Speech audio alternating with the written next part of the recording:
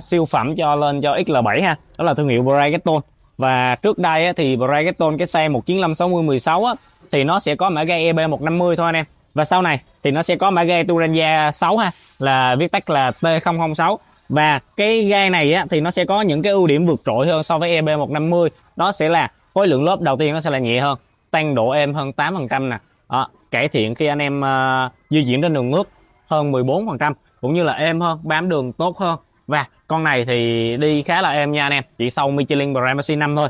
Đó, và vẫn giữ được cái độ bền vốn có của Brighton ha. Anh em nào mà chạy dịch vụ XL7 nè, hay là Veloz, hay là con Toyota Avanza thì dùng chung một cái kích cỡ này luôn ha. Giá của nó chỉ nhỉnh hơn 2 đồng một tí thôi. Anh em nào mà quan tâm thì cứ để lại comment hoặc là vào tường của em, có thông tin liên hệ nha. Rồi anh em cùng em xem cái quá trình mà lắp cái con T006 này lên cho anh XL7 về dịch vụ này nha.